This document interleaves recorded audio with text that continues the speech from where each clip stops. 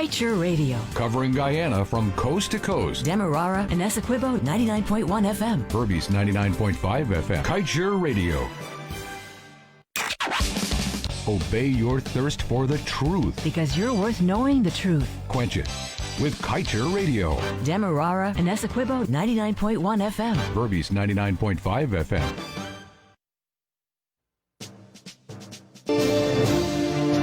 It is 13 hours 35 in Guyana, and you're tuned into Kaiju Radio 99.1 and 99.5 FM. And it is time for COVID-19 and Elections Watch this afternoon. At the helm of the program, as usual, senior journalist of Kaiju News, Leonard Gildarie, alongside his co-host, Dr. Yog Mahadeo. Good afternoon, gentlemen.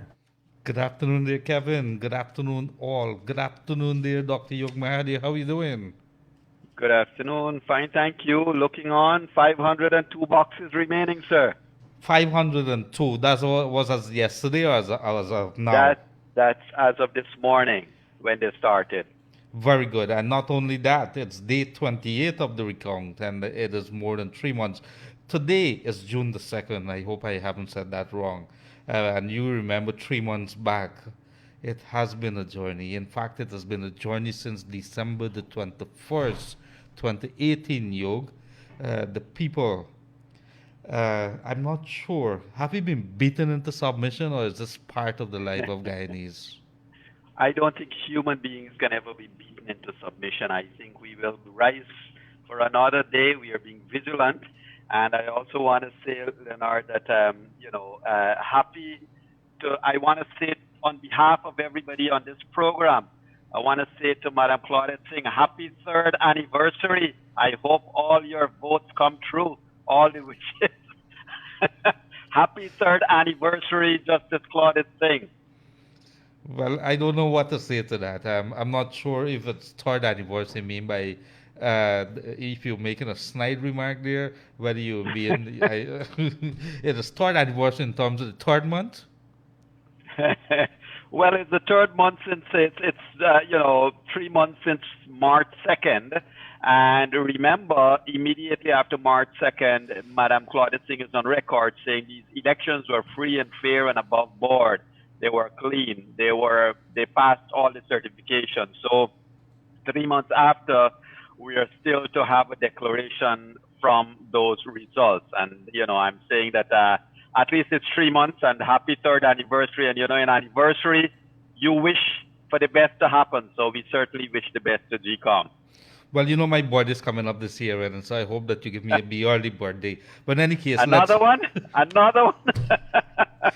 But let me tell you, Yog, I want to say a good day.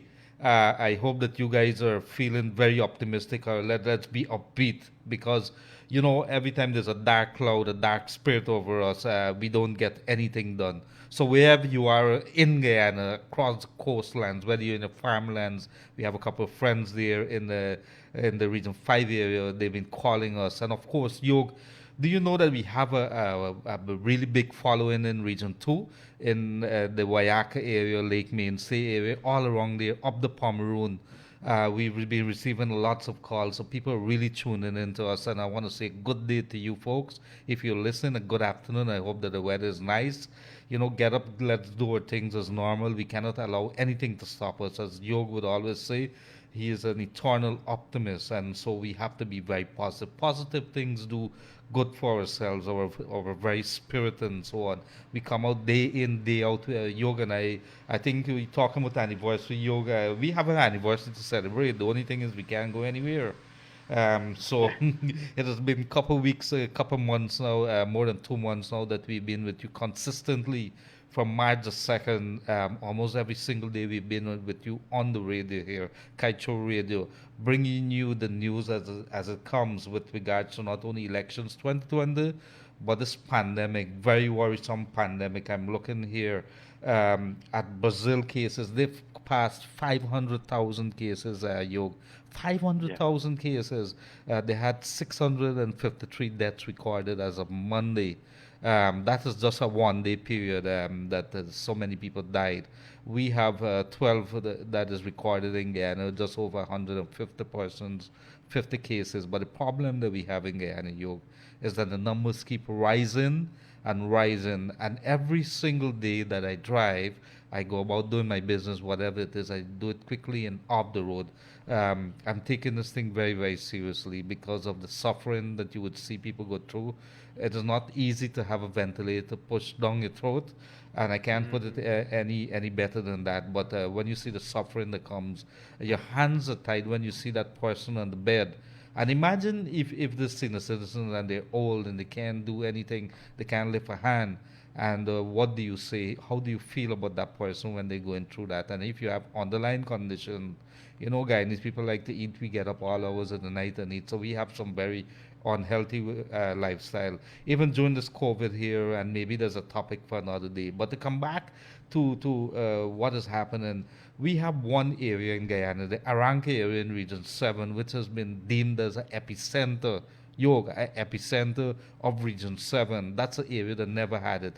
It's a bad signal right now because we know we've been talking about it, about that border area, Venezuela as well as Brazil, and people have been coming and going, and so I'm not sure the army and the police really need to step in there, and they need to start strengthening our monitoring. You know, we've always had a very easy time with our neighbors, Venezuela as well as Brazil. Never mind the problem we had with our borders with Venezuela there, but the fact is we've always welcomed them with open arms. They have welcomed us. If you go to Brazil, Latam, Region 9, you see the easy way that people would cross the border via the Takatu River, the Takatu Bridge. And even if you go into some other areas that is more along the Rupununi, you would see people just crossing the river going over to Brazil as if they're going to Georgetown, to America Street or the Starbuck Market or somewhere. It is a way of life for them. So when you're talking about closing the borders and having the people on there, it's a big thing. So I want to say welcome to everybody who's joined us. Of course, overseas we have quite a number of persons in New York as well, in Canada, in Mexico would be joining us. We have people as far as Norway, Brazil, Suriname, right across the Caribbean. A good day to you. And of course, our people right in Guyana. Yog, look at our front page in Kaiser News today. The big thing that we were talking about yesterday was that letter by Claudette Singh, which the opposition is raising a stink over. Claudette Singh, as GCOM chair, would have written the Commissioner of Police asking him to verify whether these people were out of the country on elections day. Of course, we would have been able, or we could not put any importance to the information unless we would have checked it. Kaiser News is saying in the lead headline here today, top cop, this is the Commissioner of Police, gives false information to Claudette Singh, and she's a GCOM chair. And if you look at the story, what he would have said is these people are out of the country. Kaiser News is saying that the reporters are saying when they made a check, some of these people surfaced and they've come with an ID card and said, look, I'm right here. They could not have come after a certain time because the borders were closed. So the airports were closed. So I am not sure how the situation is going to develop. But let's get right into it. That's a big story of the day because we know, let's put that in context before I hand you over to Dr. Yu. The fact is, there is a recount that is ongoing. We have just over 500 boxes according to our latest figures here in Kaiser News. And based on the recount, there would have been a number of observations that would have been raised by the by the coalition. That's the APNU AFC, and they, among other things, they would have said that a number of migrants would have voted. So the GCOM chair would have written the Commissioner of Police, were these people out of the country or were they in? And he would have written back. So I put you over to Dr. Yog Mahadeo. He might have some more details on this. Yog? Well, it's a critical revelation. Look, we seem to be vacillating back and forth with any number of variables that have been applied throughout these election processes. I just want to say something, Leonard. We need to keep in context the chronological, the trend, the chronology of things happening. On March 5th, I think it was, or March 3rd, when Mingo made the first declaration. And then 2 weeks later, the second declaration. And up to that point, up to 2 weeks, 3 weeks after the elections, there was one political party that is insisting that I'm not going to release my SOPs, but I have won these elections. Now, that's 3 weeks. So you go a month later, you get to the end of the Ulita Moore case, Leonard. These things are important. The trend is very, very important here. You have to the end of Ulita Moore's case. You have up to when the GCOM 1 month after decided that it was going to do this order that it gazetted. So 2 months passed from election day. 2 months passed from election day, and nothing about fraudulent voters, nothing about dead voters, nothing about migrant voters, not a whisper was said about any irregularity. All of a sudden, we are hearing that there are or there would be irregularities in terms of so-called people who are out of the country that seem to have voted. So obviously, people who are out of the country cannot have voted. It means what they are saying is that some people within this country would have voted multiple times, which means what they're saying that with all the the GCOM, the polling officer in place, the GCOM employee, along with the party agents, they were all in cahoots with the persons who were voting multiple times. That is the accusation that APNU AFC is making. Let me repeat that. APNU AFC is basically saying that the 10,000 persons that were part of the entire system, they were bought out, maybe by the opposition or somebody. And so there were multiple cases of voting. So now you come to Leslie James and you come to the Deputy Immigration Officer. Are you hearing me clearly? I'm getting you a little scratchy there, Yog. Yeah. Let me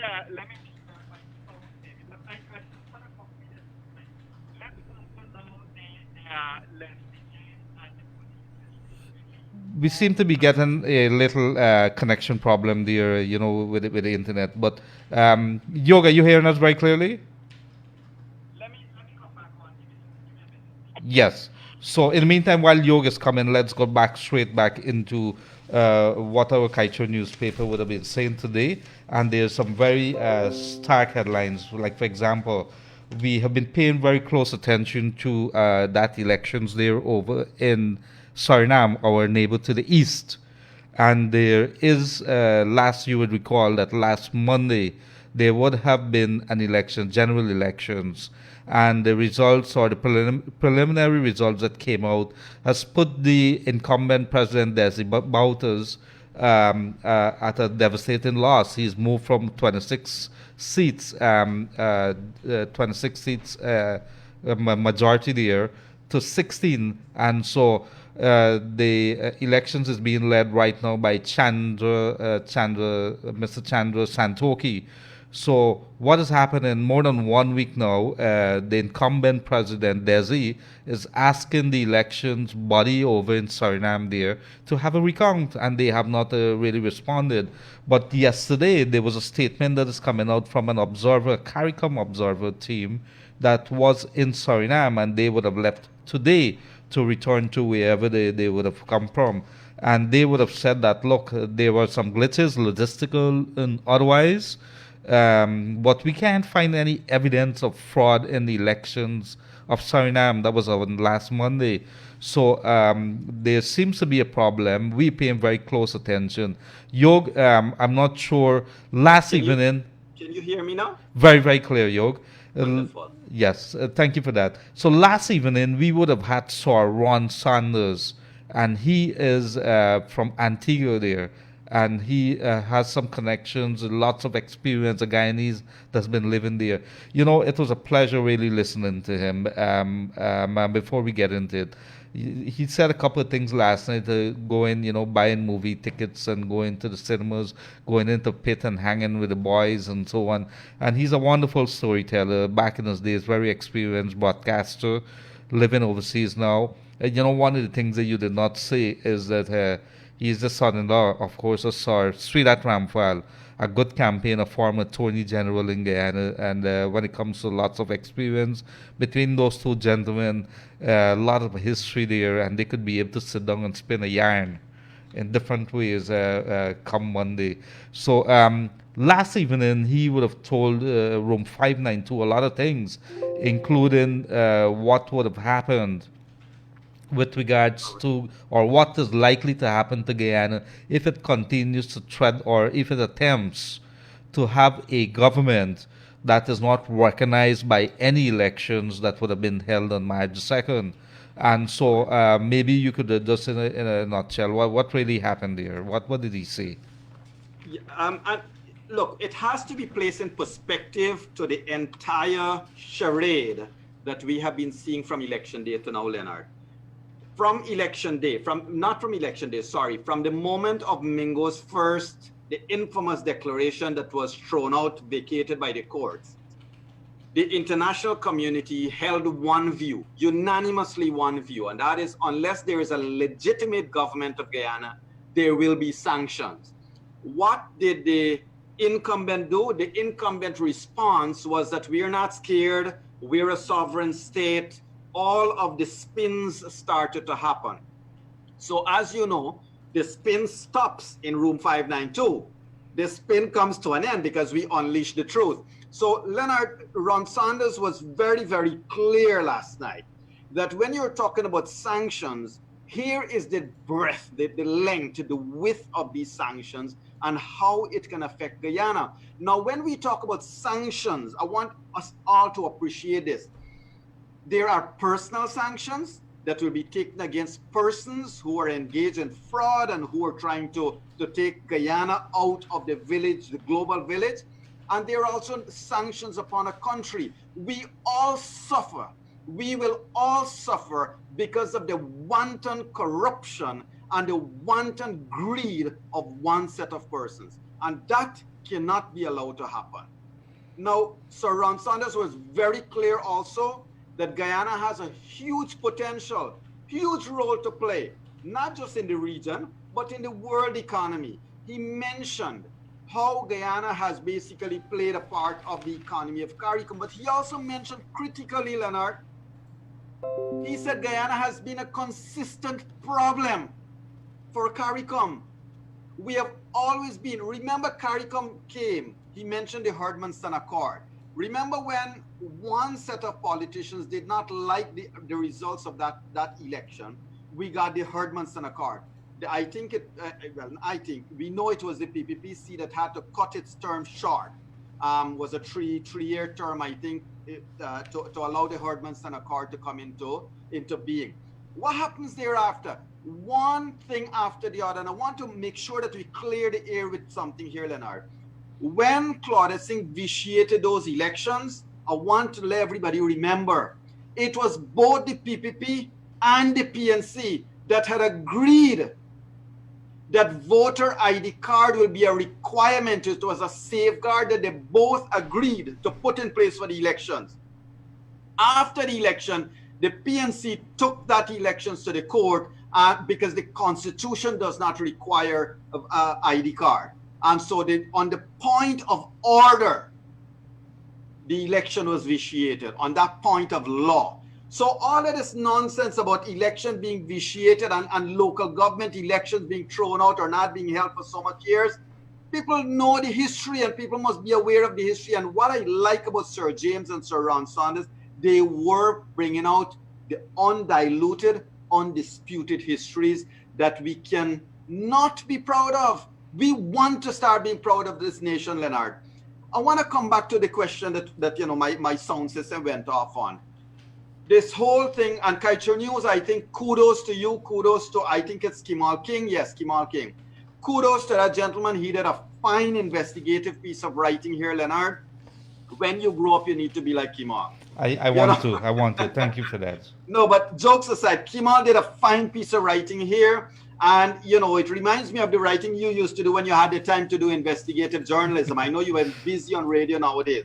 But listeners, viewers, the truth is that, you know, somehow or the other, APNO AFC got information, somehow or the other, it got information. I don't know if it's the Russians rule. Somehow or the other, they got information, and they've been throwing these numbers out during the recount to say these persons are migrants, but they voted. Those are allegations.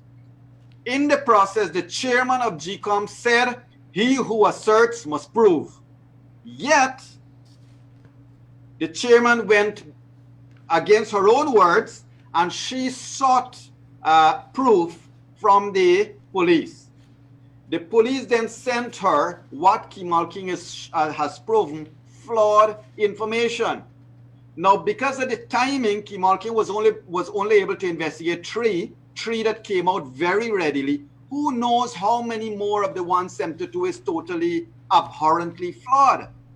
Timing is an issue. This letter back and forth between the chairman and the commissioner of police happened within the last couple of days.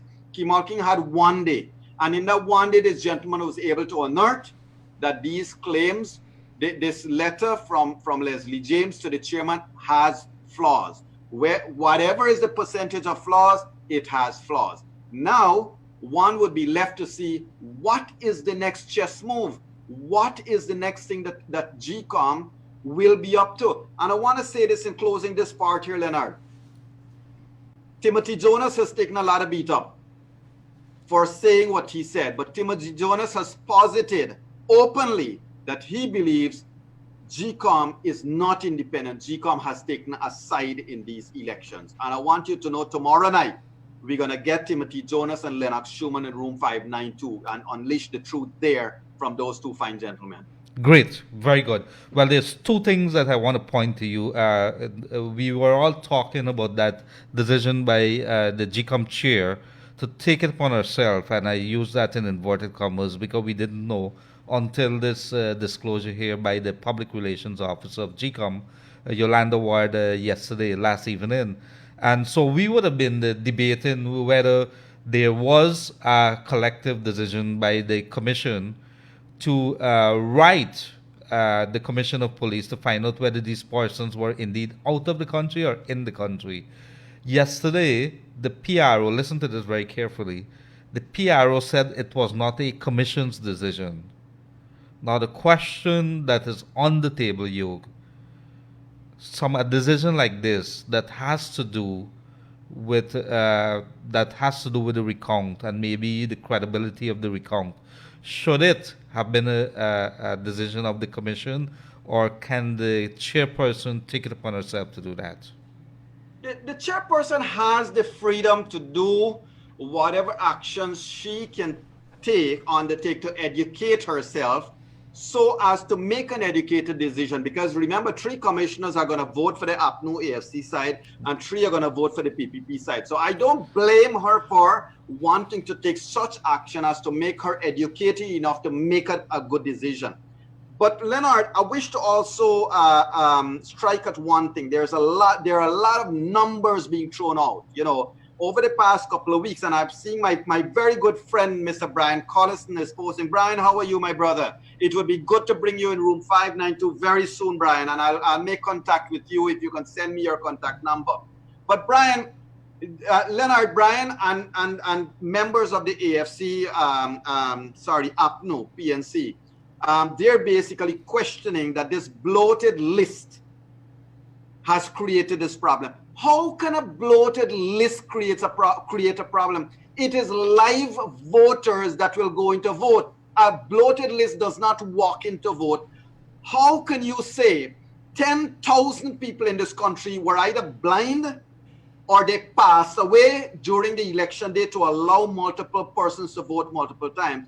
And what happened to all of your scrutineers? What happened to your regional scrutineers? What happened to your overseers? They too were blind and deaf and dumb that 2 months after election, they could not have pointed to one case of multiple voting.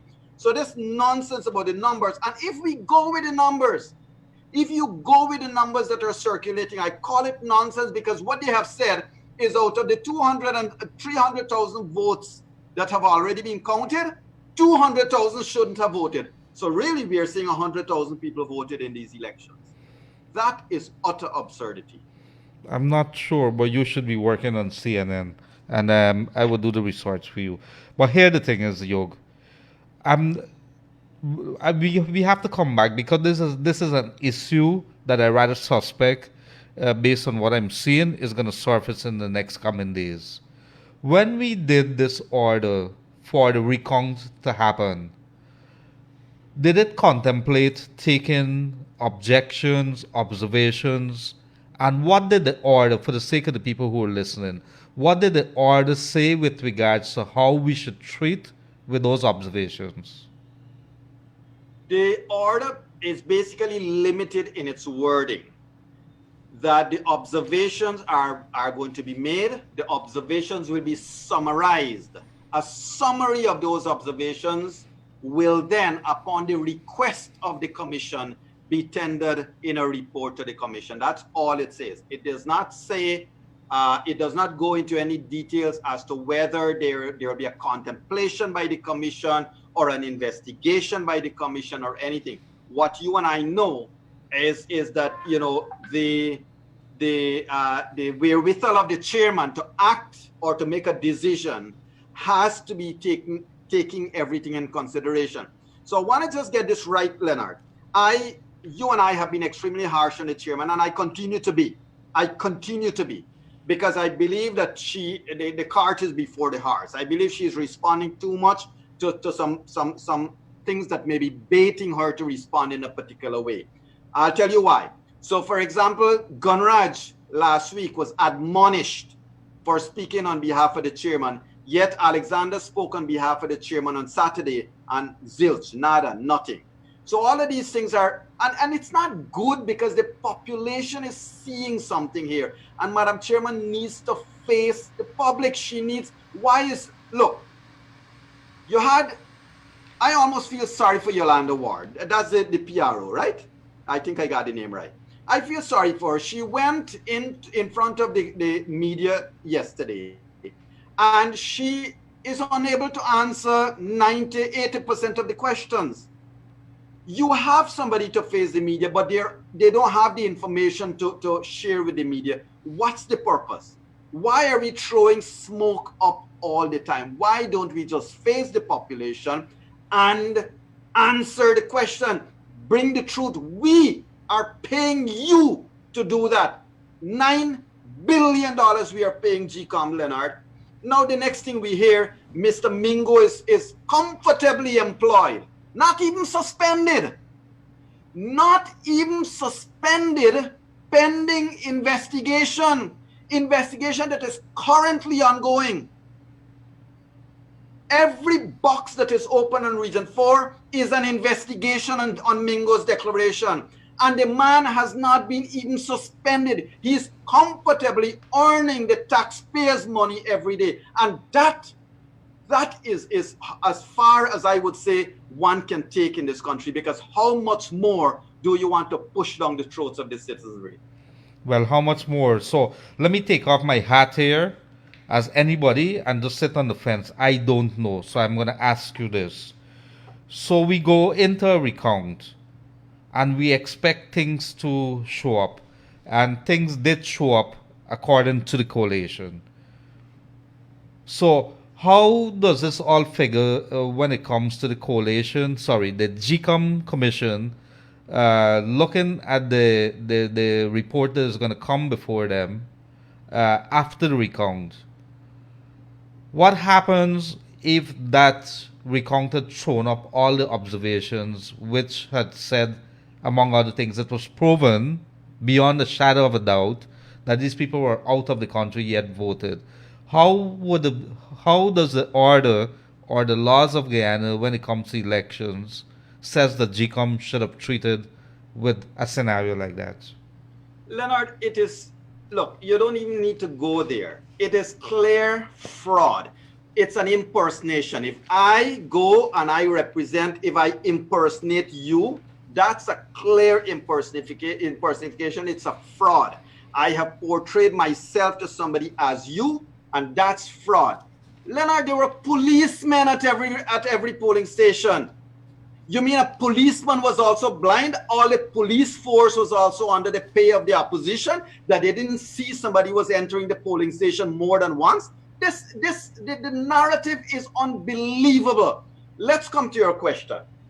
Supposing indeed somebody did multiple voting, then GCOM has to go find that person. He who alleges must prove.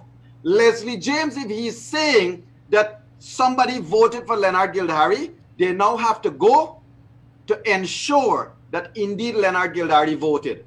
That's one. Because all those numbers, we don't know. The public hasn't been informed whether the 172 are actual ticks or not. Whether it's allegation of them having voted or not. So first of all, you got to verify that those numbers, those persons voted. Let me just draw this to your attention at this point, sir, and to everybody's attention. If you are saying, and I'm going to use your name, Leonard, if you are saying that somebody voted for Leonard Gildarie and voted for themselves, it means the person voted at least twice, right? Now, if you are saying that is so, one, as I said earlier, the policeman at that workstation was blind. The PO was blind. The APNU agent was blind. The PPP agent was blind. Every observer was blind. Everybody else, right? So all of those persons, they either were blind or they were bought out, including the entire police force, including Leslie James, who managed the police force. They were all bought out by the opposition during these elections because they didn't see any fraud. That's one. Two, if this person, Leonard, if GCOM says that APNU called Leonard name and GCOM say it was ticked, here is my question. Did anybody verify that indeed it was ticked? Did any independent observer verify that indeed it was ticked? Because I tell you what, are we being mingoized again? That somebody is saying it's ticked and it wasn't? Because had the world not screamed at Mingo, we would have had a government sworn in on absolute fabrication. And so that question as to whether 172 names were ticked, I want one of the independent observers, I want a CARICOM observer to tell me, yes, we saw them ticked. I am not going to take GCOM's word for it because GCOM has lost credibility.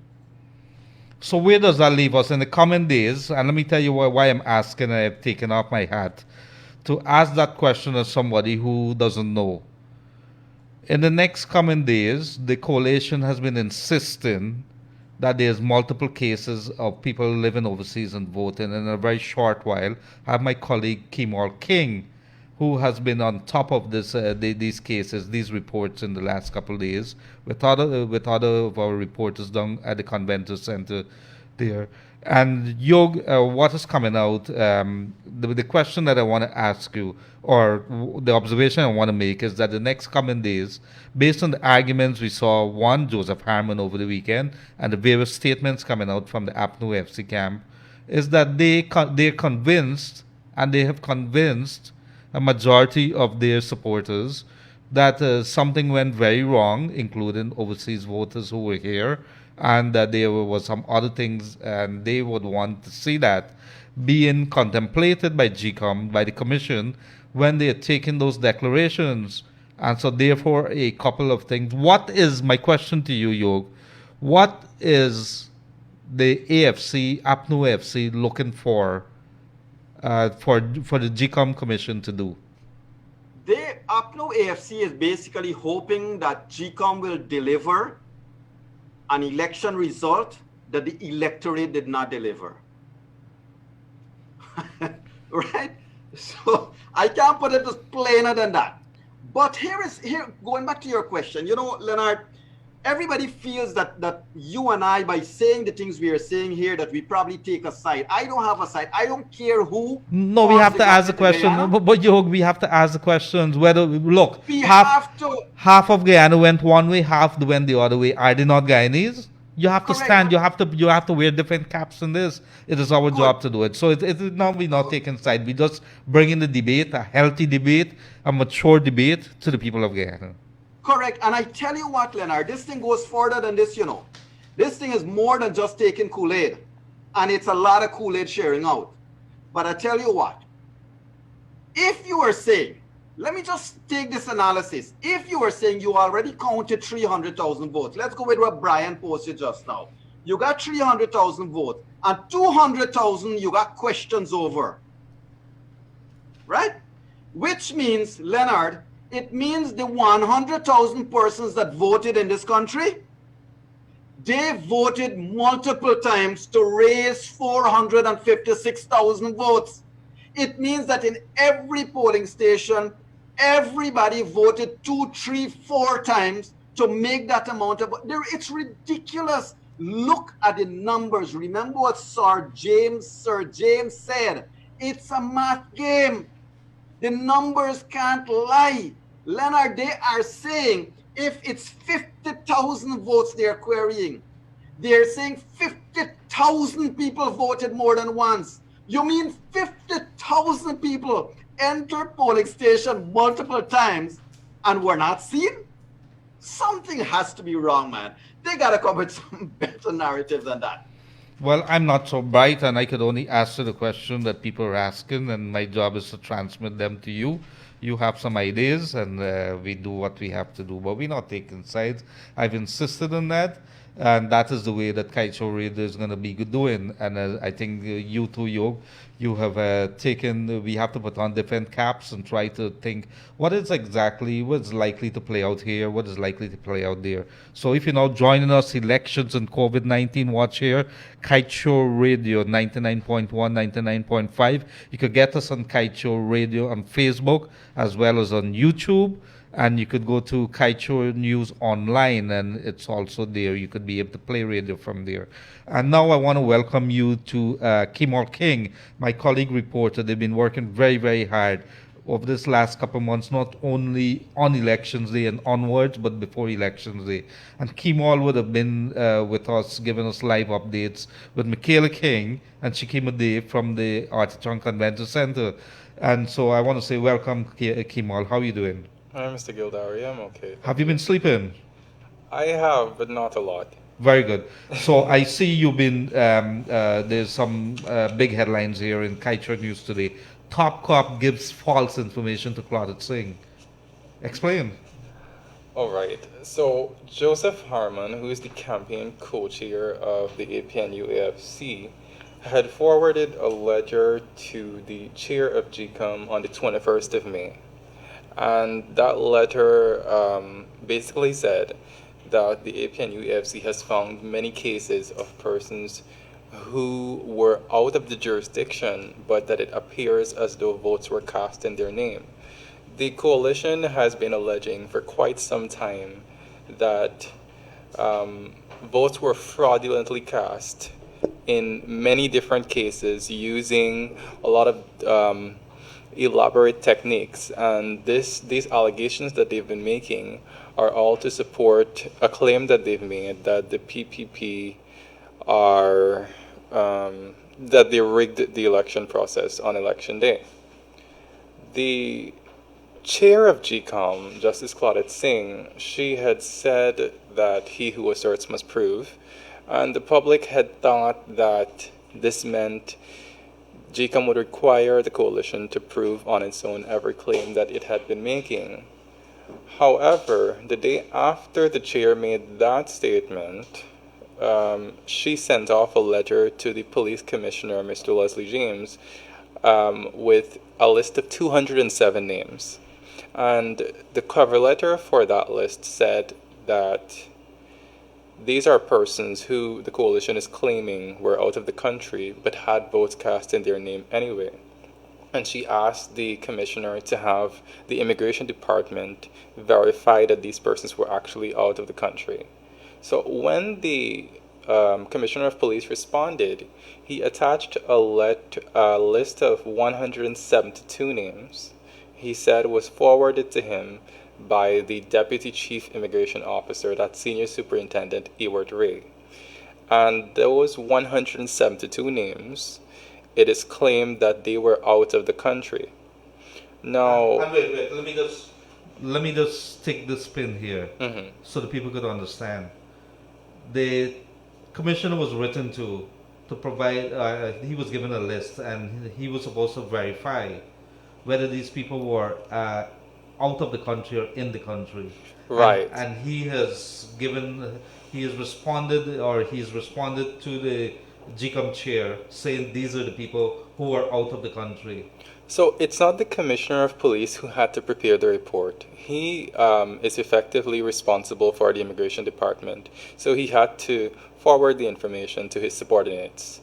And so the report that he sent back of the 172 names, that report was forwarded from the deputy chief immigration officer, right? Now, when Kaitor News received this list, we decided to peruse it, and we got multiple reports of persons saying, I'm on this list, but I am not, I didn't leave the country, or if I left the country, I came back and I voted on election day. And so there were two videos circulating. Andriana is one person, Andriana Prasad, and the other person was Amos Bola. Now, these persons were seen holding up their passports, showing that, yes, I am the person that is on number 8 and number 9 on this list. And I had not left the country. I was in the country on election day. Then one of our staffers, believe it or not, I think people tend to underestimate how small and well connected a place Guyana really is. One of our staffers looked at this list and they said, oh my God, I know this girl, one of the persons who's on the list. And so what they did was reach out to the person and verify that she also was in the country. And those reports formed the basis of the story in the paper today. Believe it or not, Mr. Gildarie, I actually got a call this morning from somebody too. And they said, hi, yes, are you Kimal King? I'm calling about the story that you wrote in the paper today. I want to say that my name is on that list. And so we put out this list, and it's good that people are looking at it. There are many people who are now going to look at it and see, my name is on it, or the name of a person who is living in my community was on it. Let me try to verify if what is coming from the immigration department is true. So at this point in time, Kimal, do we have any other names as today that have come forward? How many more names have we been able to verify today? One young woman called me. She is from the West Coast, and she said that her name is on that list. However, I would not be able to disclose her identity at this point because I haven't determined whether she's comfortable with that yet. But just one person this morning. Yog, this seems to be a comedy of errors here. How do you explain this, sir?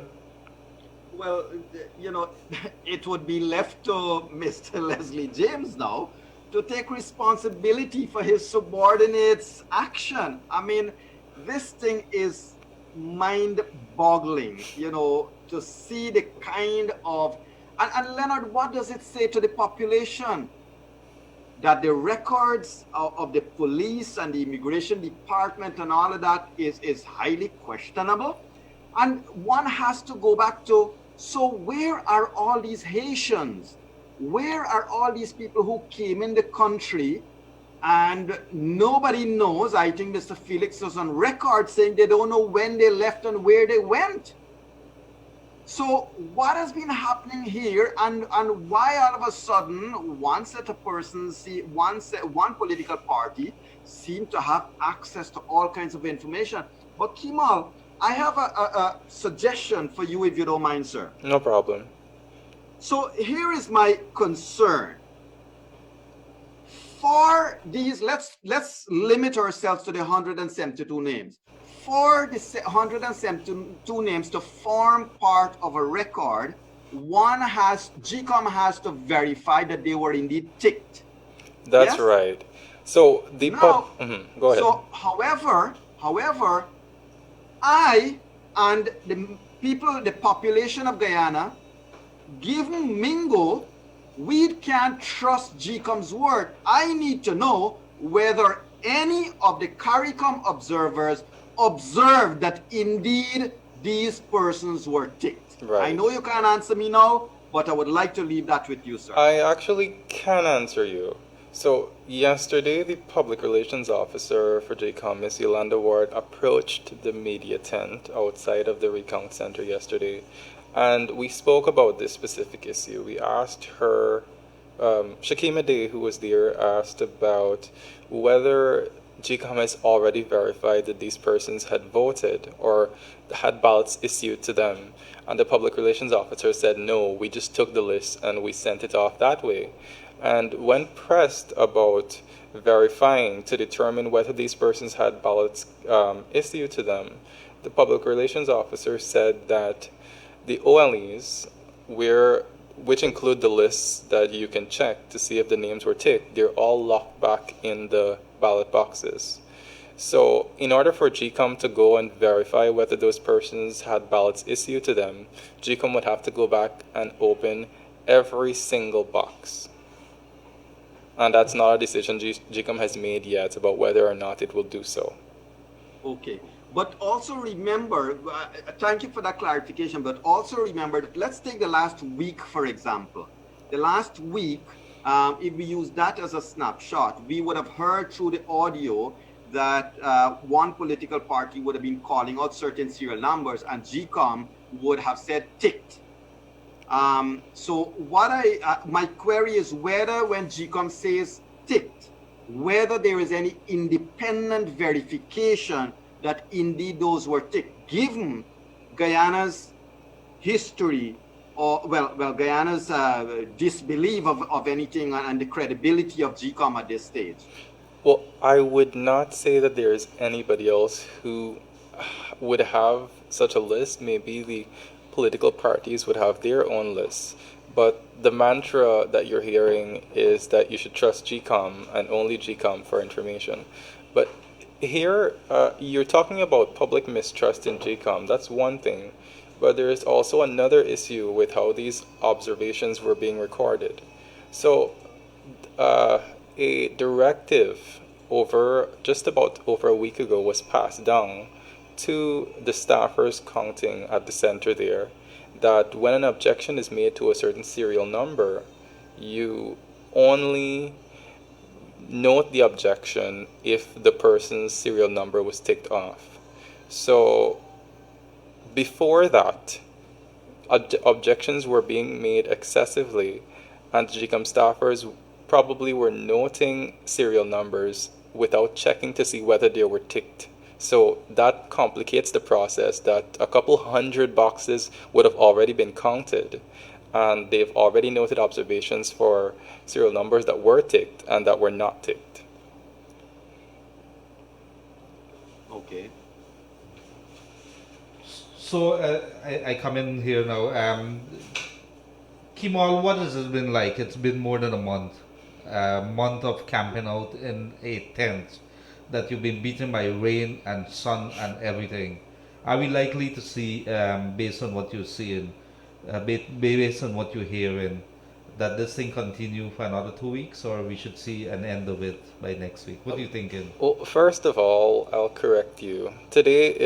What's the date today? Today's June 2nd. That makes 3 months since Election Day. So this did not start with the recount. It's been hell since March 2nd. We've been running around.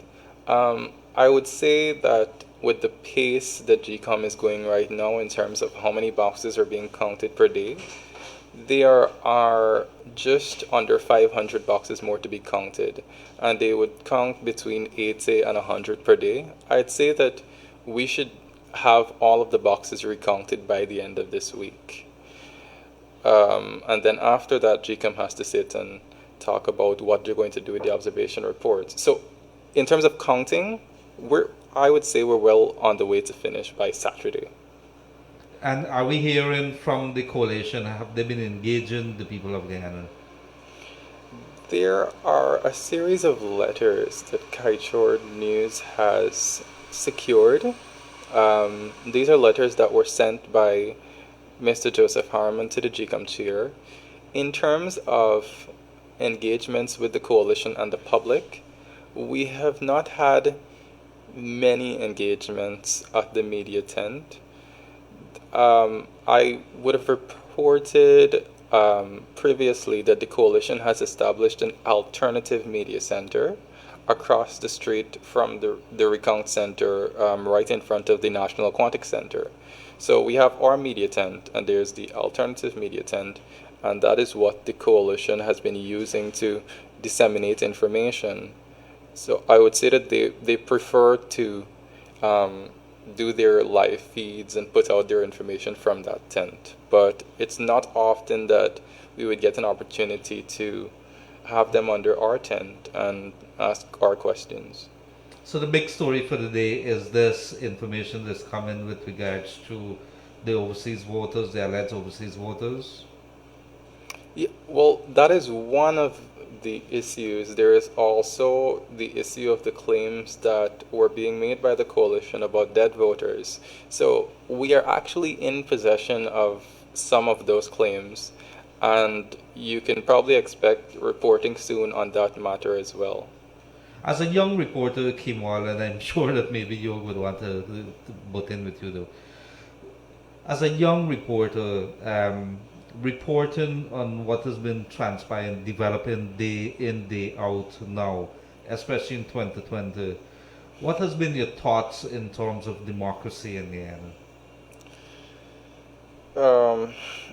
I would say that when I started covering this election process, I had a lot more confidence in the system. I wonder if I can say that. I had a lot more confidence in the system. And I've seen a lot of misinformation coming from many different directions, from many different political parties. Personally, I had a lot of role models going into this election process. And over the past few months, that list has dwindled down a lot, and that was very disappointing for me. So I wouldn't say that I have as much trust in the system now as I did when the election started. Yog, any other question for our colleague here? No, Kemal, keep up the good work. One of the things I'm sure you would say is that you would have experience-wise aged probably 10 years over 88 days, right? Right. Keep up the good work, my friend. Thank you. So there you would have had it. Kimor King, one of our emerging reporters who's done a fantastic job with Michaela Prince as well as Shakima Day, and they've been keeping us up to date when it comes to elections 2020 and the recount that is ongoing there at the Artichon Convention Center. Thank you Kemal very has much. left. Pardon? Kemal has left. No, he's I'm still here. Kemal, I have one. Don't think this is facetious in any way, my friend. Okay. But I have one last one for you. If you have an opportunity, could you do us a kind favor of directing a question to whom it may concern? Sure. In terms of last night, we had Sir Ron Saunders on our room 592, and he was very clear that if these elections are not declared from a credible results, personal sanctions would be meted out to persons, not just the country, to persons. Mm-hmm. So whether GCOM's persons are concerned about any sanctions. Okay, that's definitely a question I can pose. Thank you. I just have one other question for you here, Kimwal. This list here that has come out, has this been released by the police? Who has it been released to? This list has not been released to the public. It was forwarded to GCOM, but Kaitor News happened to get our hands on it. Okay, very much. Thank you very much, Kimwal King, one of our reporters here at Kaitor News, and he would have been bringing you updates elections 2020. Keep up the fantastic job, Thank Mr. you. King, young Mr. King. Thank you very much, dear. So, if you're now joining us, elections and COVID-19 watch, and we would have been here, myself and Dr. Yog Mahadeo, and of course our young reporter Kimwal King. Yog, before we head straight into the lines, we like to hear people talk. We want to hear. Yesterday we would have been hearing from as far down as Wayaka. Wayaka is a place in Region 2 by the Lake Mainstay area. People complaining there about the COVID-19, the handling of it, and they're saying that people are not taking it very serious. Even the Tushas and so on, the authorities there have been allowing people to travel all over the place, then allow without proper screening to enter back and dwell with other persons. So they're extremely worried. As you will be aware, many of the hinterland communities, not only in Region 2, but we have in Region 8, 9, they have been closing their areas, the environs around there, putting up gates, making sure that before you enter that you seek permission, maybe a letter before you could pass through. They've been clashing with miners over that, especially in Region 9. The miners are insisting that they have been given right away by the authorities, and so they have issues. But many of the communities have introduced systems that are designed to limit the number of persons in that area there. So in Wayaka in Region 2 there, the people are saying that, they call in on the authorities to pay attention to their authorities there, that they're not listening. They're allowing people to come from all over. So if you're listening, let us do something better. We have to protect our people. Yog, you would have heard Kimal there. And before we go to the lines, any thoughts, anything that you want to comment on before we... I think, to answer one of our friends, one of our viewers, Jean, the difficulty Kaiser News has had is to whether to release the list sacrosanct, that is the list as it got it. Remember, Jean, the problem we have here is that Kaiser News has to take a risk that released, as you rightly say, release a list that has all the personal information of those persons on the list. Kaiser News had to take that decision, but it also had to take a decision that if it did not release the list as transmitted between the parties, then it could be accused of falsifying lists, and then a lot of hype and a lot of the new set of Kool-Aid would have started to share out because of the list. So it's a difficult call. I know that the editors and so forth make as to what kind of details to release. And yes, there is concern that persons, Leonard, there is a concern that why would we publish a list of persons' names and date of births and that kind of personal details? But, you're caught sometimes between a rock and a hard place. And in this case, for the sake of the integrity of these elections, it was thought that we better put all information out there because all the parties, all the stakeholders in this process are actively publishing and sharing these same lists with the same details around. Yeah, and it is a very good point. I think as responsible media houses, you have to weigh these things as they come forward. What is at stake here? It's the credibility of the elections. One side is saying these people were not in the country. There are questions over whether these people were actually existed. When you put it out there, people are able to check, is Leonard Gildarie living there? Is Kevin Smith living there? Is Yog Mahadeo living there? Was he in or out the country? Is this person real? So there's several things that could be done there. Remember, Leonard is not just Leonard Gildarie. It's Leonard Gildarie who was born on so-and-so date.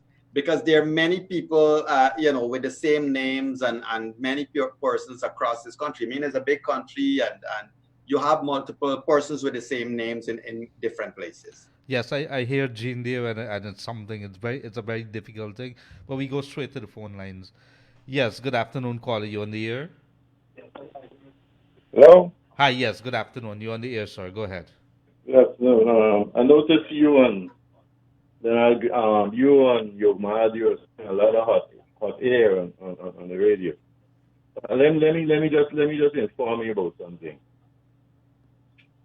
I've been listening to this recount. Okay? Hello? Yes, go ahead. Go ahead. You have the ear. I've been listening to this recount. There are times when some polling stations are being announced. They come for some polling stations, and I've been hearing APNUSC 0. So what is that saying to you? That the observer that was there to represent the APNUSC was not present, or the person was a snitch? Means that those persons did not vote. Means that particular polling station, those particular polling stations did not have any representative for APNUSC. Period. I know that. You know of any particular, sir? APNUSC 0. What is that saying to you? What is that saying to you? Which polling station do you know that did not have? Yesterday, I heard AP and USC, 0. You check it back. You No, do no, no, know- no, no. You said you you you said that there was no representative. There was no representative there. How do you know that? And could you, When were those persons have voted? When? no, I'm ask. So is okay. Go ahead. Go ahead. Make your point. When were those persons have voted? With the joint services? That is when they voted. Means that no representative for AP and USC was at that polling station. I don't understand. Yog, you want to comment on that? I cannot hear. It was very low. Can you just? That's what I'm saying. That's what I'm telling me. AP and USC 0. I heard that more than once, more than twice. So what's the point you are making? That in every station, every polling station, that all these people got to be blind or whatever, and they got to be dead or whatever. I'm not understanding whole. We want to understand what is it that you're saying. You're coming in and out. The point I'm making is that you're saying, how is it that AP and USC could say that the people voted? All these people who are not on the list voted. It means that you are saying that they had to be dead when those people came. And AP and USC report supporters who were there at the polling station. I'm saying that when the count was done, I heard AP and USC 0. It means that there was no AP and USC person in that polling station. No AP and USC, because they would have voted. At least you would have heard AP and USC 1 or AP and USC 2. You understand what I'm saying? No, I have absolutely no idea what you're saying there. Yog, you want to try that? Sorry, listen to me. Listen to me. Listen to me for the final time. Listen to me. I heard y'all saying, I'm listening to y'all. I listen to y'all every day. Yog Mahadeo saying, all these people in all these 2,300 something polling stations, where were these AP and USC observers when those people and those persons voted? Were they there? Were they sleeping? So if it is that those you're saying that every polling station is supposed to have AP and USC observers, right? Or polling clerks or whatever, polling agents. Why is it when the numbers were called for persons who voted for that particular polling station or those particular polling stations, you heard AP and USC 0? What's 0 telling you? That the persons were not there. AP and USC observers were not there, or polling clerks were not there. Were not at those particular polling. And you know where these things happen? In Region 6 and Region 3. Sir, that is absolutely untrue. That is absolutely untrue. As yet,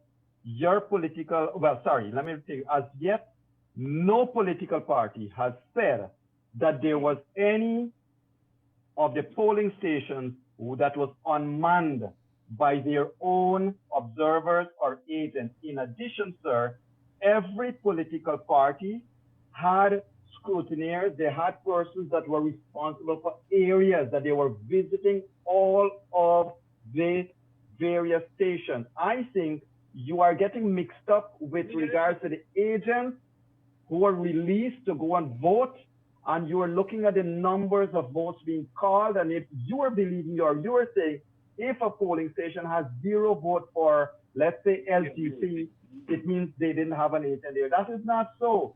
They have an agent. Nobody voted for them. I am telling you it is so, but y'all are one-sided people. I'm listening to y'all. Okay, can you identify a polling station that you visited and we will ask GCOM? Y'all are one-sided.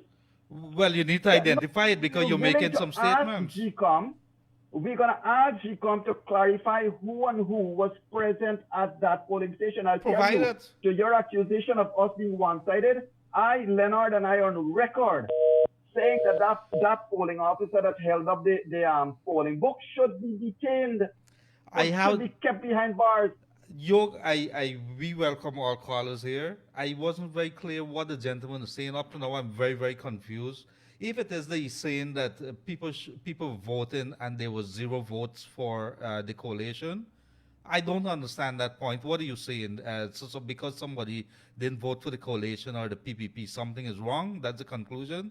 The second thing is, I'm not aware of any station, at least nobody has said that to me, in which there are now political representatives who are overseeing or who are looking on representatives of the different political parties. If there's any, then somebody need to tell us. But as far as we know, as far as the observers, the international observers would have said, according to what the political parties would have said and others, the only political parties that we know did not have representatives at all the polling stations were the smaller parties. But, no, but Leonard, stick a pin. Hold on. It gets beyond belief. Is he saying that GCOM didn't run that election, so GCOM didn't have a polling officer at that station? Is he saying the police were not present? Would GCOM officer be blind? Is the police also taking bribes? So that means the entire police force should also come under investigation. Leslie James shouldn't have been accused of sending false information to GCOM. He should now be conducting an investigation to all of the officers at the polling stations. This is beyond, it's beyond comprehension sometimes, but it is what, and I thank the caller for calling. Look, absolutely. I am not upset with the caller calling. I thank you for calling because it tells us how much of the different narratives are being spread across the country. And it also tells us that it doesn't matter how much of the truth or how much of the unleashing of the truth and how much of the logic we talk, it's not going to be accepted by those who are going to be loyal to the untruth. And that's the bottom line.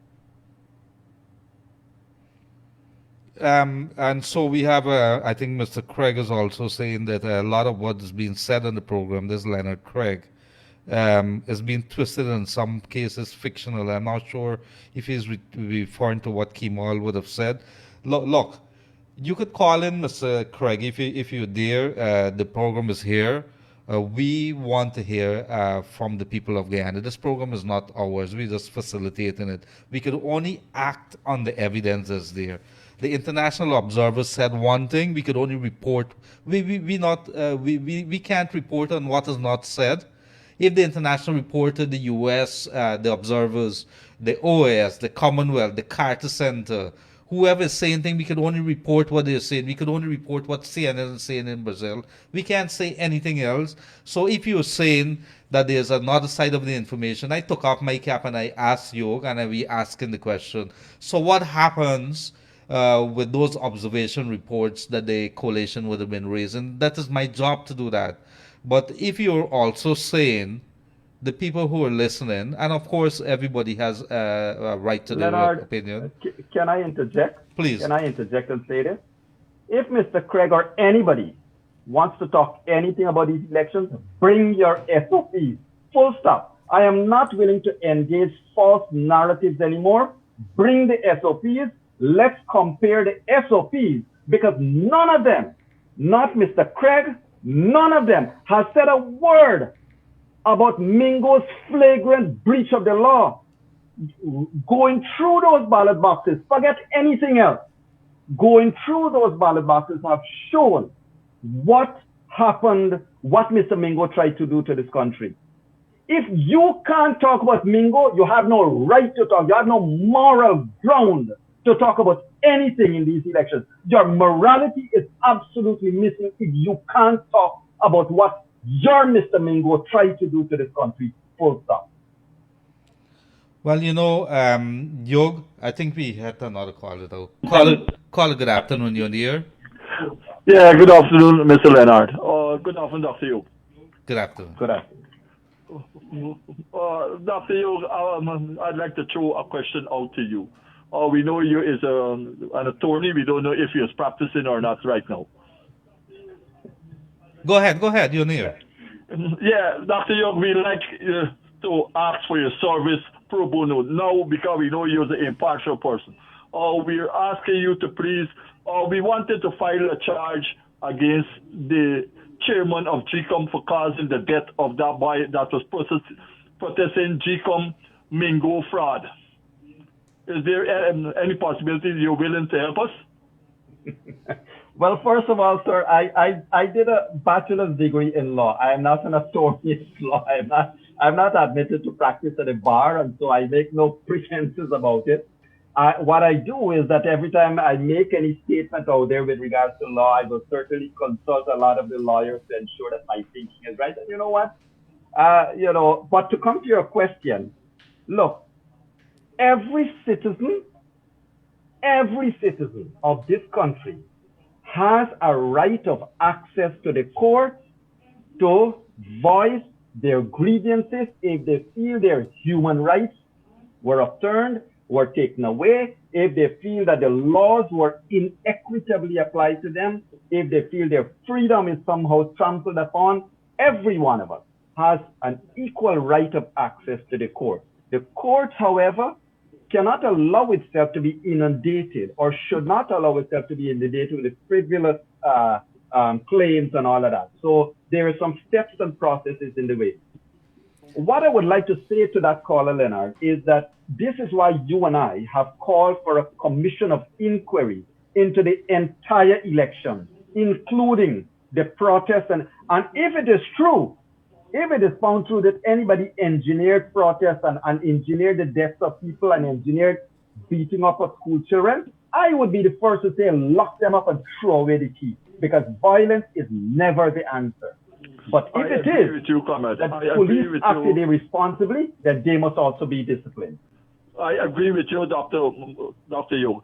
But also, if it wasn't for Mingo fraud, tolerated, no. One person, I had doubts that the chairman wasn't for that. But now she has convinced me. That she is part of the rigging machine for the PNC. And I don't care about AFC. They're dead already. The PNC, I lived through the time when they were rigging. I was an intel officer of Guyana Defense Force in the 80s, so I can tell you what's going on. So I know what is going on. So I never trust her for a single minute, Ahmed. And thank you, and thanks very much to that Kaiser News reporter. That's Coda Same. That's wonderfully done, because I know he is working with exceptional pressure under. So he welcome wonderful reporting from a young reporter. For a longest while, I hadn't come across an impartial reporter like that. You all have a good day, Ahmed. Thank you very much. And let me say one thing, and we're going to report it. We're going to say it. We're going to repeat it. We are going to continue to report it. When it comes to Kaiser News and Kaiser Radio, nothing is going to stop us from continuing to do our work. We did it prior to 2015. We were very much in the PPP space. We bought the PPP here. We bought Anand Lal here. We bought the president here. We bought Donald Ramatar here. Everybody we have bought. We've invited time and again, Yog, the coalition, and that invitation remains open. When you come, the same way we've treated the others, you're going to be treated with the same respect. We're not going to disrespect anybody. But our job, our mandate of Kaiser Radio and Kaiser News is going to continue in a very impartial manner. So yes, all callers are welcome. We invite you to say your piece, to give your opinion. Let's remain on a very responsible platform. Let us be responsible and respectful to the viewers and listeners that we have on this program here. And Yog, so I'm not sure if you want to comment on what the caller would have said. Well, thank you for calling again, caller, because look, it's obvious that people on both sides of the political divide, they are getting extremely concerned. Yeah. Leonard, the days are passing, and if you recall this, Leonard, when you and we are on this program for 3 months now. And if you recall, when that order was gazetted, you and I said something on radio that the chairman of GCOM, I think I call her the reluctant chairman, reluctant to be proactive. In her reluctance, she is causing serious damage to the psyche of this nation. I can only ask everybody, including our last caller, We got a week more, maximum 2 weeks more. God forbid if anything else were to happen between now and then. But based on the order, based on what's on paper, we got 2 weeks more. And the results will come out. And the international community will not accept a non-declaration, neither will they accept a declaration that lacks credibility. So obviously, all eyes are and will be on Guyana, and we can only wait. I'm going to ask, let us all be very patient, and let us see what's going to happen. I still sincerely hope, maybe it is now a prayer, that, Justice Claudia Singh will be vindicated at the end. She has her own style of management. She's taken her time. I know a lot of people are beating me up when I say this. She's taken her time. She has her own way of doing stuff, but she is probably doing all of that to ensure that she seems or continues to seem impartial. I know Timothy Jonas disagrees with that, but that's my view at this stage. Thank you for that, Dr. Yog Mahadeo. Thank you for joining Elections and COVID-19 Watch. And Yog, something is bothering me as the days go by.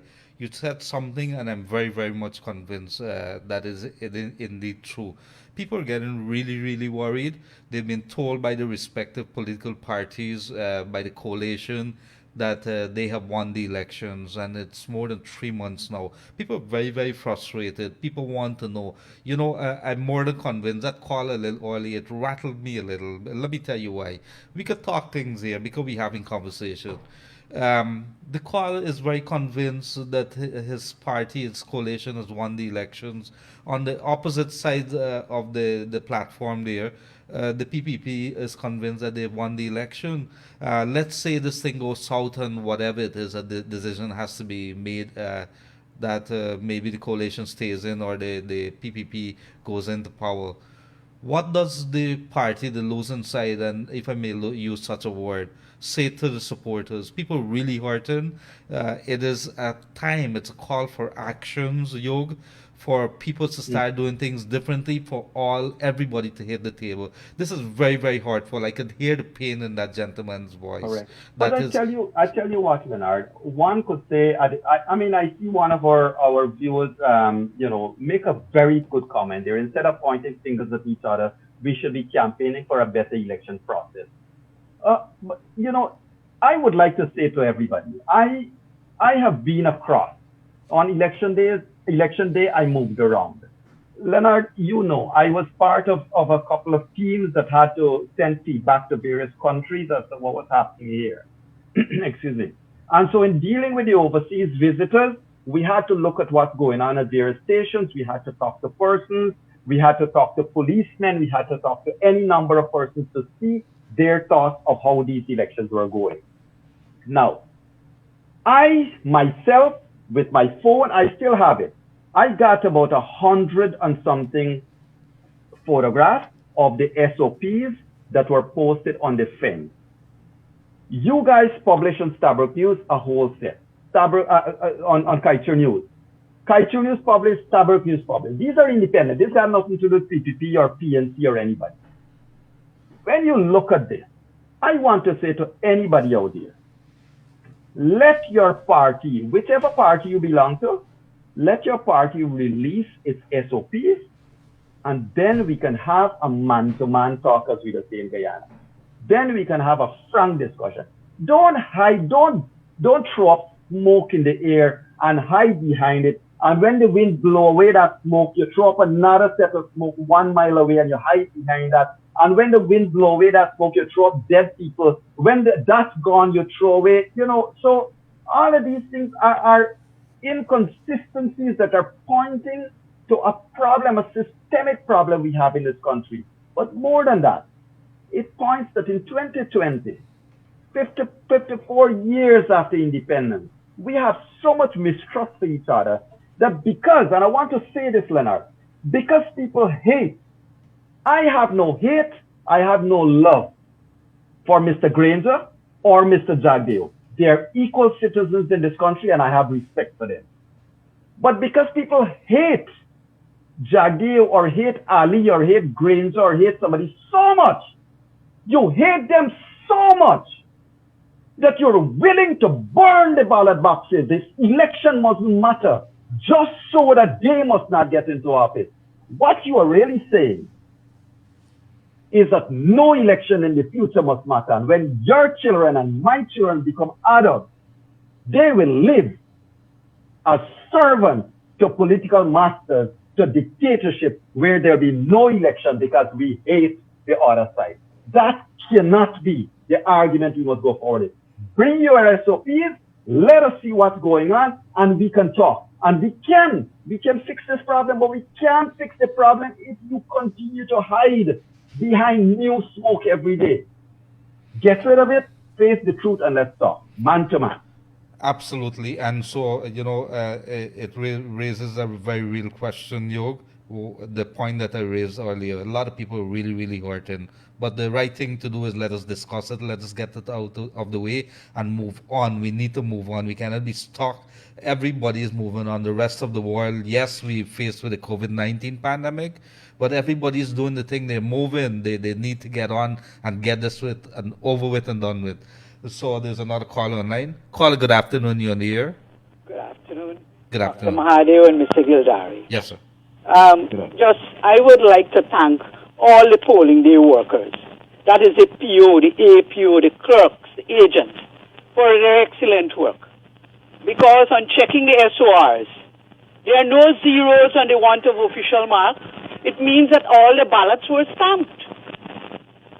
You see, and yesterday I listened to the PRO of GCOM saying that of 5 regions, there were 1,927 rejected ballots.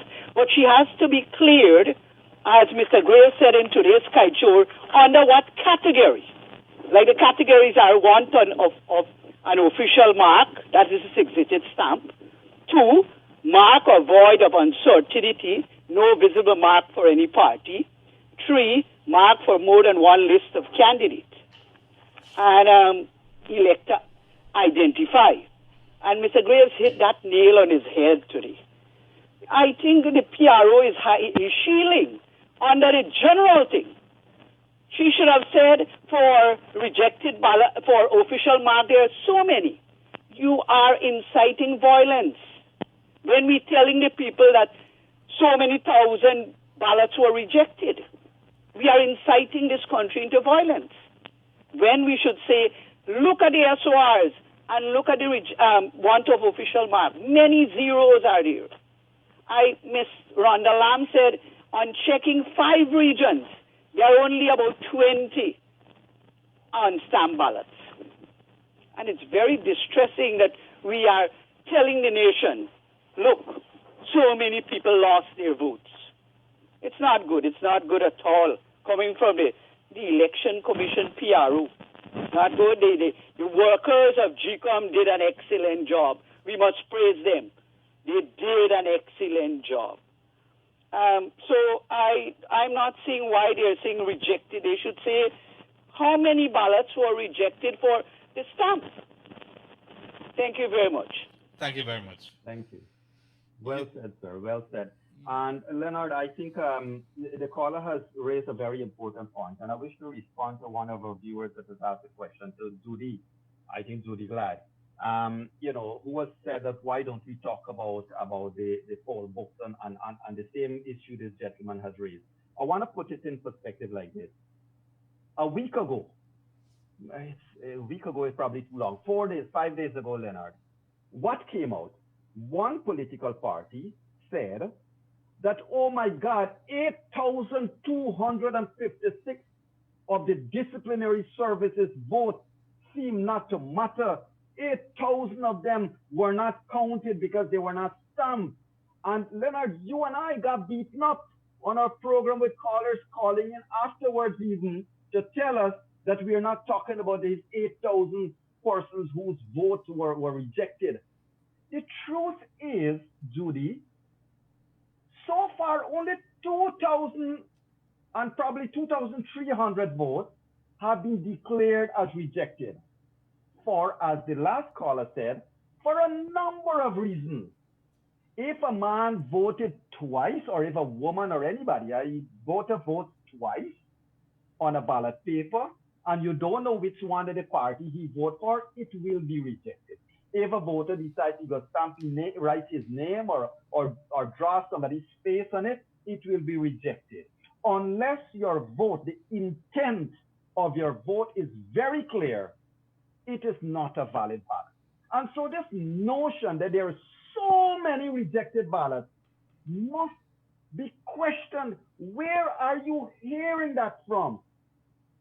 The other thing quickly, Leonard, I want to go back to the SOPs because people are now saying from one side of the political divide, why everything is mingo, mingo, mingo, and why is SOP, SOP? We are now at recount. No, sir. The truth at every step of these elections must come out because we, the Guyanese people, have been taken for a ride for 106 days, $9 billion worth. And the truth of every process, every defaulting officer, every person that took bribes, every defaulting polling officer that did not send on the polling book, every agent and clerk that tried to manipulate these elections must be exposed. Never again must Guyana face this. And we can only put this behind us by exposing, penalizing, jailing who has to be jailed. Put the truth out there, only then we can move on. We cannot move on by hiding behind the skirts of hidden SOPs and political opportunism. And you know what? Half of them who are talking all kind of nonsense about migrant voters, they themselves don't live in this country, for heaven's sake. It's getting really messed up. Thank you very much for that answer. There's a caller online. Caller, good afternoon. You're on the air. Good afternoon, gentlemen. Good afternoon, sir. I always like to say I told you so, but I'm not going to say that right now. One of the questions that I have asked over the period of time, and the reason why we're having all this back and forth and all these things is we're having here too many political people giving us answers. Now, Ms. Ward, in her defense, she reported what was said to her from the commission, the secretariat. That's all. She can't tell you how much was stamped and how much wasn't stamped. The problem with everything that's been happening, I don't care what Mr. Yog said that the CHICOM is chairman is reserved and she's staying back. It comes a time when you need to come out and represent yourself, but not just yourself, represent your organization. Things are being said about you and your style of work that is not above board in our view. Secondly, this one, Mr. Yoga may go wrong with, but I'm going to say it. I am not too worried. I don't care about nobody outside threatening Guyana. I believe that Guyana can take care of itself, but Guyanese need to wake up and see. Not today. For the longest while, politicians have been telling us stuff, and we know the truth, and we accept what they say. Why? I can't say we're foolish. I think we're too hooked on race and hooked on party. We're so dedicated to race and party that the truth could hit us right in the face, and we do not accept it, and that is totally wrong. I'd like to ask Mr. Yog, as a jurist, he did a bachelor's, so he's making him a jurist. What can anybody do after, if no inquiry is done into GCOM as a citizen? There's one. Two, and I'd like to find out what happened to the COVID task force. We're not hearing anything from them. Has that task force been dissolved? All we're hearing is these snippets and then Mr. Harmon between politics and COVID. And we can't accept, especially for me, Mr. Harmon can't accept it. I live in military, so I know Mr. Harmon. So when I say I can't accept it, I could say I can't accept it, and I could say that to his face. So what happened to the COVID task force? I listen to your comments out here. Thank you very much. Let me answer the task force thing. The little task force thingy, Yog. We haven't heard anything, and we can't answer you for it. There was a statement by the Chief Executive Officer, Joseph Harmon, on Saturday with regards to the fact that there's not going to be any total lockdown at this point in time. They're looking at lengthening the number of days with the COVID-19 measures. With regards to the other question, Dr. Yog Mahadeo, you may want to answer that. Well, there is no easy answer to what action we can and cannot take against GCOM. However, GCOM being a constitutional body, to that call, I want to just add a little bit more fuel. And that is, the chairman has security of tenure. And so if these elections, if another elections will be called very soon, you might very well be having the same chairman going forward, unless, of course, the chairman decides to quit. The chairman of GCOM has security of tenure. That basically means it's an appointment for life. You cannot fire the person. The person is, not within the reach of politicians. With regards to, of course, as you said rightly, my brother, we'll continue to disagree as to the effect of sanctions, because I tell you why. Simple reason. Many reasons are there, but I'll throw one simple one at you. Do we all remember that this last National Assembly, as those before, under PPP government and this one under PNC, APNO AFC government, that 1/3 of the National Assembly were foreigners? They were dual citizens that swore an oath to the foreign powers. I have no problem if Leonard or me or you or any one of us have dual citizenship, but there are certain things you should not do. You should not do wrong knowing it is wrong. You took an oath to swear you owe no allegiance to any overseas country, and you took that oath knowingly to enter into parliament. You took that oath knowing you were going to be the Minister of Foreign Affairs. You took that oath knowingly that you will be the head of the president, what's the position called? Director General of the Ministry of Presidency, or whatever it's called. Now, these are people, big men and big women, who take oaths, and they lied. Here is how it applies to sanctions. They are overseas citizens. When you and I, sir, that we only got one citizenship, when we are burning up each other because we hate each other, they're protected by the American powers and the Canadian powers.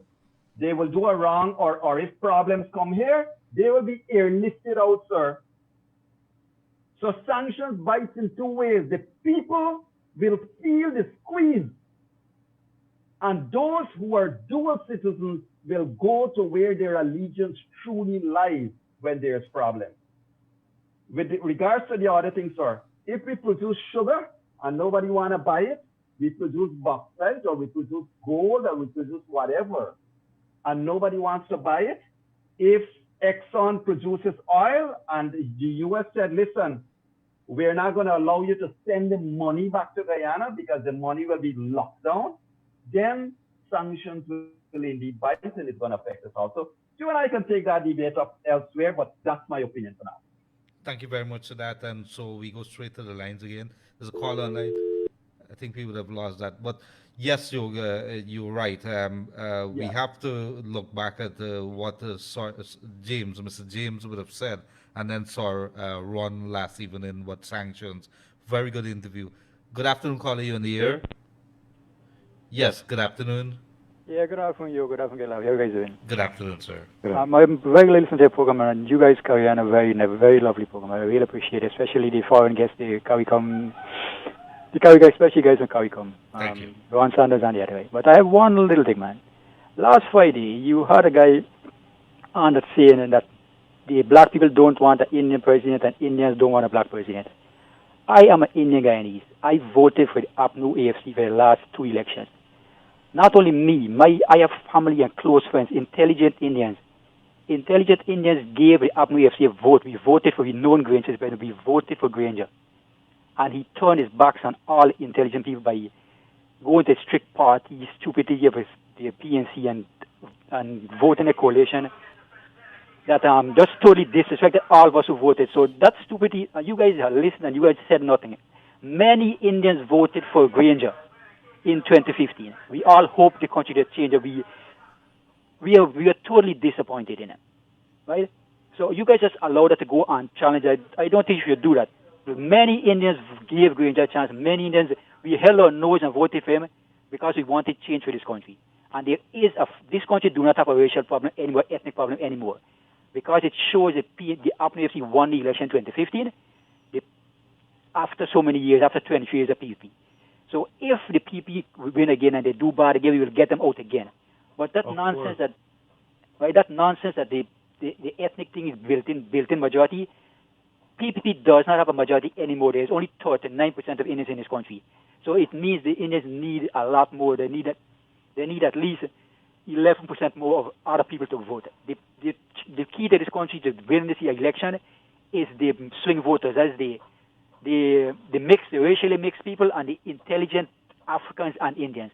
Because they are intelligent Africans who would vote for the PPP, and the intelligent Indians who would vote for the PNC based on performance and based on what you say you will do, based on your evidence. Look, I voted for the coalition in 2015, and the first 2 weeks, I started cursing them because you know what I said? In their 100 list of things to do, they did opposite. They were supposed to reduce the price of gasoline. They were supposed to reduce VAT. Instead, the first thing they do in the first week of office, they raised their salaries 50%, right? And they put VAT on 200 other items. They put VAT on education and electricity. I mean, everything they said they do, they did not do. They were the opposite. Between me and you, people hate. We don't hate a sinner. We hate a hypocrite. And a hypocrite wants to say, I am better than PPP. I will do better. And you did worse. So it was a slap in the face of all the voters. And I'm telling you, we voted for PPP not because we liked the PPP, but because the PNC was worse than the PPP, and they showed what they did after we voted for them in 2015. Thank you for that. Thank you. That's it, sir. I think the call is that's an interesting call, Leonard. And if Yeah, I it may, is. I agree with you, and I think I'm on record.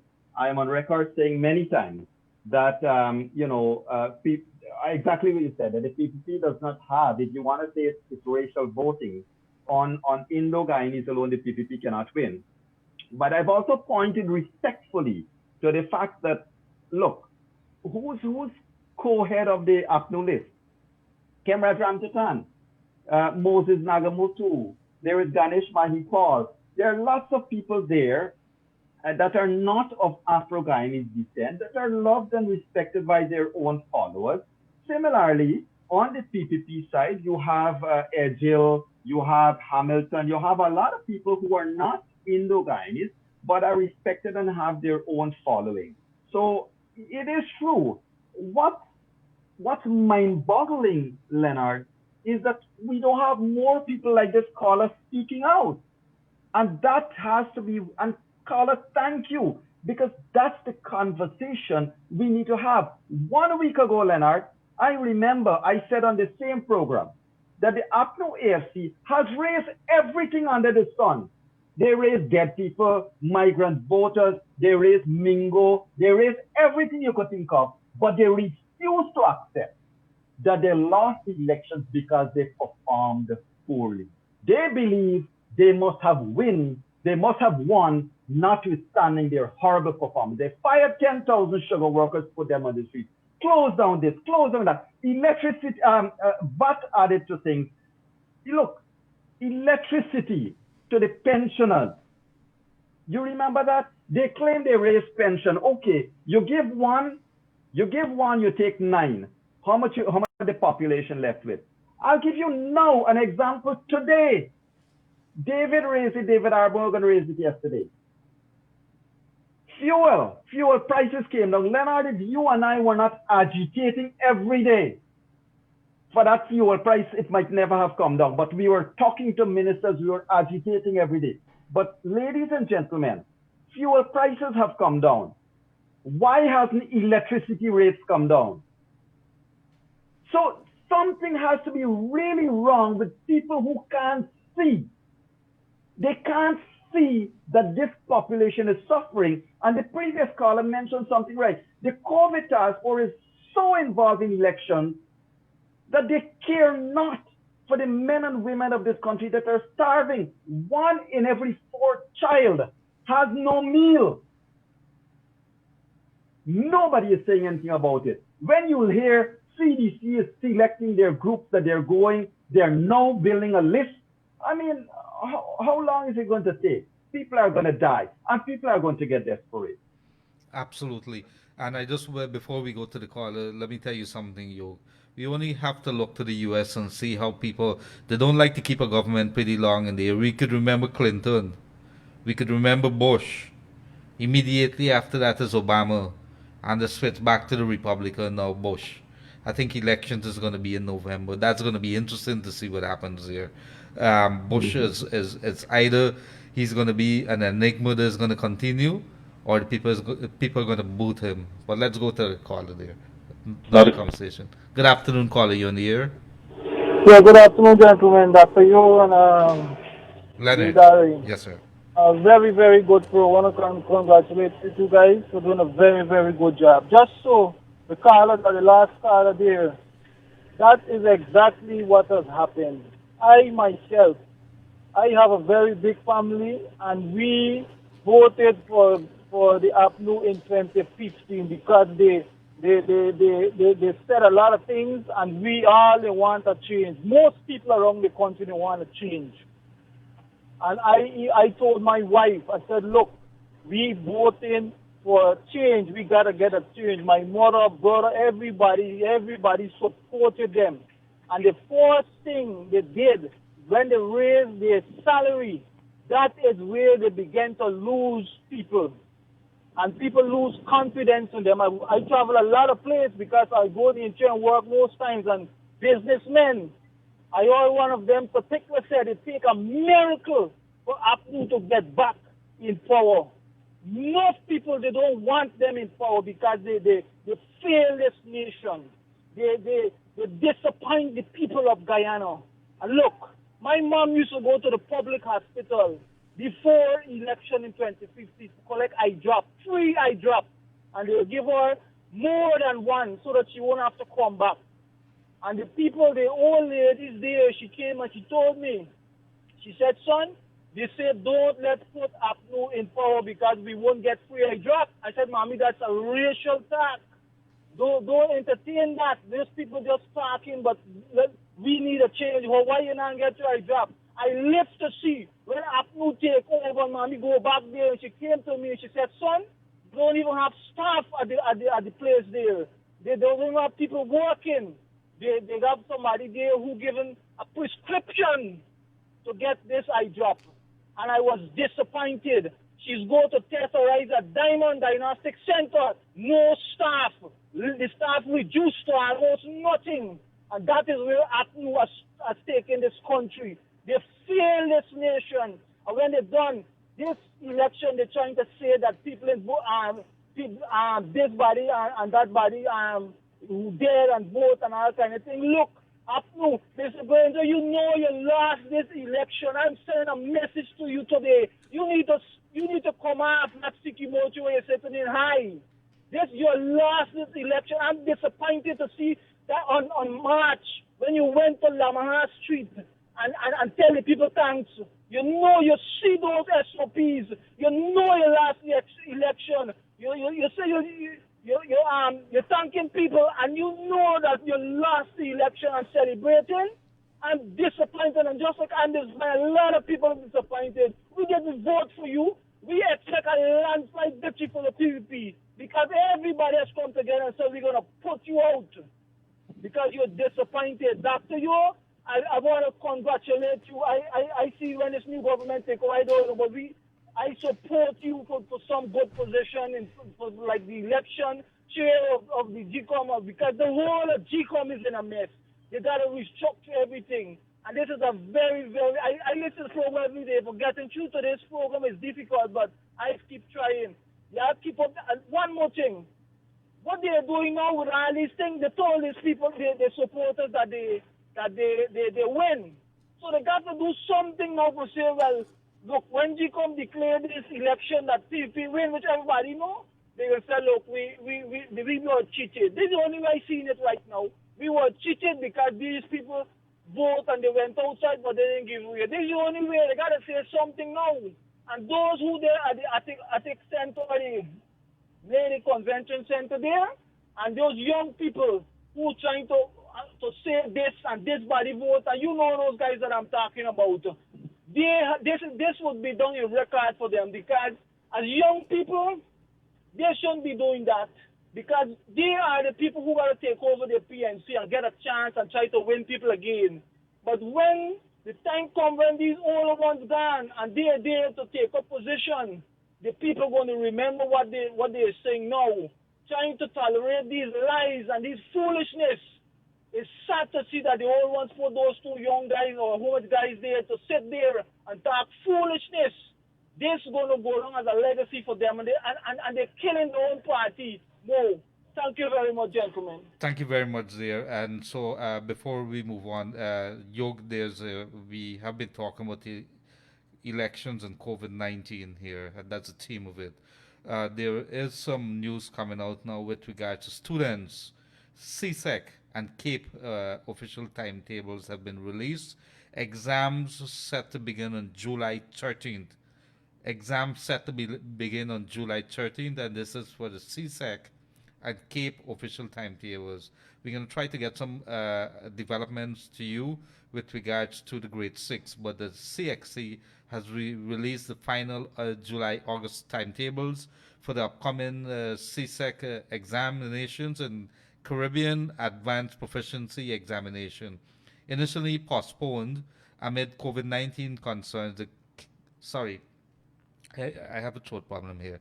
The CSEC and CAPE examination is set to begin on July 13th with the modern language oral examinations, which will run until August 21st, and music practical set to end on July 28th. Candidates will sit English A and English B examination on July 28th and 29th, respectively, while mathematics is slated to be written on July 27th.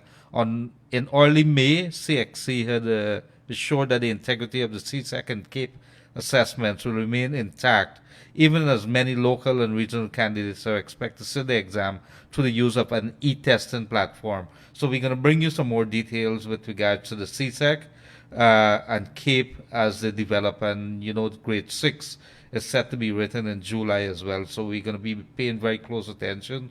Many parents, are paying very close attention because they had the children home since in March, and people are really worried as to what is going to happen. Are our kids prepared? I think they were supposed to take some decision at the Ministry of Education level as to how exactly we're going to do with the reopening of school. We're in June right now. I'm going to tell you that we don't expect school to reopen before September. With regards to the exam, it seems as if it's set. Grade 6 exams are going to continue, is going to be next month, and the CSEC and CAPE definitely is going to be next month. Yog, any comments at this point in time? Yeah, and I would like to urge everyone, we are sharing the link. I can probably post it on our Facebook page right here, right now. I think you should share that link to everyone so that they could get a copy of the timetable for CSEC and CAPE, as Leonard said. So that is indeed underway. It is something that we cannot postpone. Our children, listen, the children are the most important persons in our country. Not us. We have lived and we will continue living by God's grace, but everything we do now has to be for our children. And, Leonard, indeed that is happening. I want to just quickly harken back to that caller. The last two callers, spoke from their heart. I mean, you could sense the emotions coming out of them. Yes. Mm-hmm. And indeed, that is representative of a lot of persons. I want to remind everyone that persons, the PPPC or APNU AFC, could have only won if 10, 15, 20,000 persons swing from one party to the other. APNU won the last time, and it was because there was about probably 10,000 crossover votes that net into 4,500. But Leonard, the truth is, I continue to be disappointed with some of the youngsters. And this goes to both of the main political parties. If the young ones cannot speak out, if the young ones have lost their moral ground, then what is the state of our future in this country? But good question, and I don't know the answer to that. What I could tell you is that we should see more independence, and we have been seeing some independence from the younger guys within those smaller parties. I don't like to use the word smaller or the term smaller parties. I believe these are the emerging parties, and so we probably describe them as that because they had some very powerful things to say. We had some very powerful characters who we would have seen bursting into the open, the Schumans, Jonas, and a couple of the others, and of course, don't forget Josh and who could forget Rhonda Lamb, Ray Lamb, as we know her. She has been very, very outspoken, very well written, and we have to encourage our people, regardless which parties they come from. The people, the APNU coalition has seen, we've seen some very outspoken person, the Ganesh Mahi Pauls and a couple of others who really, very good speakers. I wish that they could just come together and everybody, put this country first. There's another caller in here. Very quick. Yes. Yeah, go on. Yes. Go on. Go ahead. Caller, good afternoon. You're on the air. Good afternoon, guys. Good afternoon, sir. Yeah. The point that I want to raise. The AFNUF, let me tell you what they do. The first thing going to power, they raise the salary 100%. Imagine a junior minister getting over $600,000. A minister getting close to $900,000 or more. This is the salary. Imagine the benefit. Secondly, they have 30,000 show workers. And calculate that each one of the show workers must get 6, 7, or 8 members of the family. In other words, they put like over 90 or 100,000 people out of money, out of food their money. Thirdly, they raise taxes, all the taxes then, high. Number 4, the firearm license, we raise high. Put taxes on the water and everything. You understand? The next point, trade resources, Nakapo 400 workers. Roosters, Nakapo 300 workers. And if it happens, we still expect to win election. What harm should be interesting is COVID, and why they upon making why they upon media every day talking about the food, and 1,000 food. There's no work. I should be interested in people's health and well-being and saying how to relieve the people. Mm-hmm. And next thing, how come the task force doctor is a pet doctor? The main guy needs to do animal and pets. All right. Thank you very much for that. Any other comments quickly, sir? I think the caller would have gone. Yog, quickly in wrapping up, I think you have a couple of comments. And of course, this evening, room 592, that's supposed to be interesting. We have a media icon, regional icon, who's going to be with us on room 592. Maybe you want to tell us a little bit of that. Well, yeah, Leonard, and just quickly to say that, ladies and gentlemen, you got to remember something. When these guests we are bringing on in 592, they are no ordinary persons. If you recall, Mr. Bruce Golding, when he made that statement about the rigging of the transparency of the attempts at rigging, then we had Sir James that came on to back Bruce Golding. We had Sir Ron Saunders. These are people who are respected across the Caribbean, and they're telling us what the Caribbean people think of us and how they view and what they want out of this process. And remind you, they're also reminding those who hold power and want to hold power what's at stake here. Tonight we're going to have a former editor-in-chief of the Trinidad Express, Mr. Oren Gordon. He's born Guyanese, so we're proud of that, as Sir Ron Sanders too was born Guyanese. But this gentleman has also been a correspondent to the BBC, and so we're all going to learn quite a bit from him. And we're going to get both into political and economic discussions with him as to his experience there and what he has to say. Tomorrow, Leonard, if I can quickly say this, Mr. Leonard Schumann and Timothy Jonas for room 592. So we're looking at a packed week ahead of open, frank discussions. Every discussion will be focused on these elections.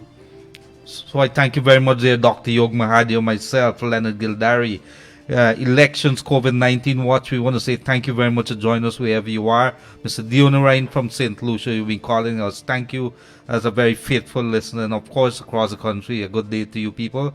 We're going to be back this evening at 7:30 sharp, room 592. Have a pleasant rest of the day until.